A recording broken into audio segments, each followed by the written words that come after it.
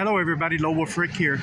And today on our video, we're going to take a look at the history of the Western Hotel and Bingo Parlor that's located at 9th and Fremont as part of the Fremont East District here in downtown Las Vegas, Nevada. And we'll take a look at the history of the property and take a look at perhaps what the future holds for it. Right, to start with the history of the property, we need to take a look here and actually behind the property here, which is now a parking lot, as you can see. But this is where it actually all started for the property.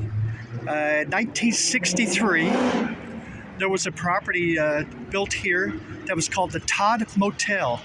It was a 3-story motel that was built right here on this spot of the property.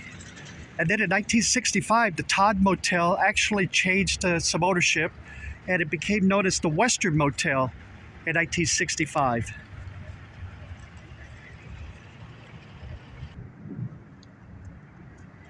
In 1970, construction began on this property right here in this building. We'll take a look around here. This is what it looks like today. And on January 1st, 1971, the property opened up. It was the Western Hotel and Bingo Parlor. It had 8,925 square foot of gaming space, which was all used for a bingo parlor that sat 1,020 people. The property was built by Jackie Gahn and Mel Expert. And Jackie Gahn at the time in 1971 owned the Las Vegas Club, the Plaza Hotel, the Gold Spike, and the El Cortez.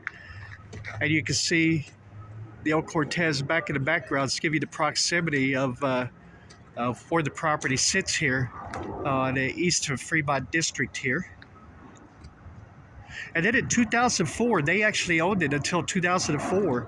And Jackie Gahn sold the property to the Barrick Gaming. Now, Barrick Gaming was a company that came into Las Vegas and started buying up a lot of old properties and older run properties. And their plan for this property here was to actually redevelop it into a Latino destination resort. Give you a look around here of where we're at. Unfortunately for the Barrick Gaming Group, they bought up a bunch of properties, and they were not, they were kind of underfinanced. I guess that's the polite way to put it.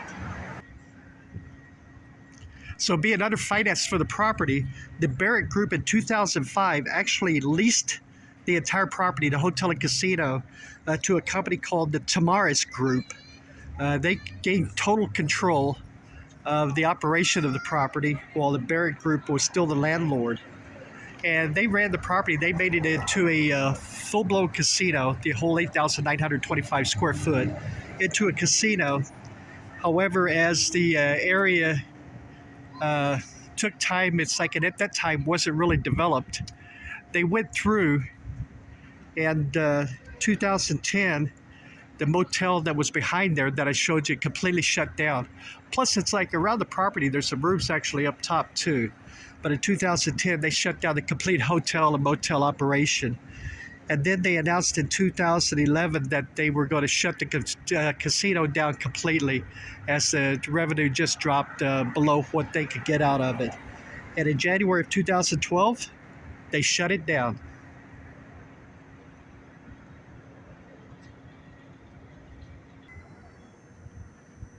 Believe it or not, this gun, it's like here with the writing coming out of it, is from the actual, now it may have been repainted, but this is the actual design of the property as it was back in the time when it opened in 1971.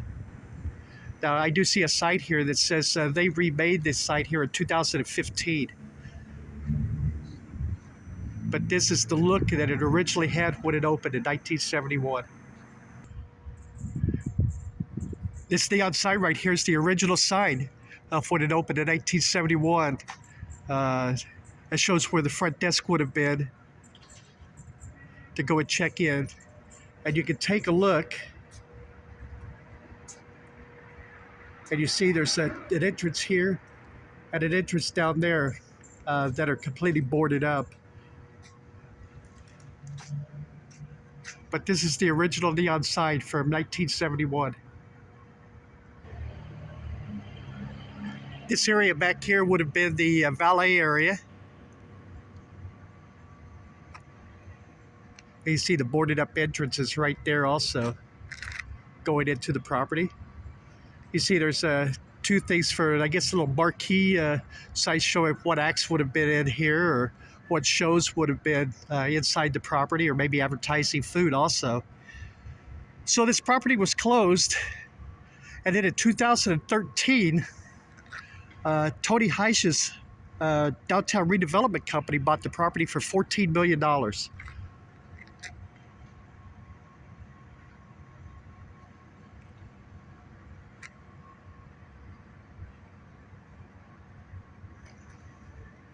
And he bought most of these properties. It's like, I've done previous videos of all these small mom and pop motels all along Fremont Street, all the way down to about 15th Street, 16th Street, walking down this way, all those small mom and pop motels that were built in the 50s and 60s. His company bought every one of those with the plans to hopefully redevelop them one day into actually working properties. And while there's a couple of properties that are now open and working and have opened up but are being used, most of them are still shut down. And unfortunately, a couple of years ago, Tony Heiss passed away. And so what's going to happen with these properties is as good as anybody guessed.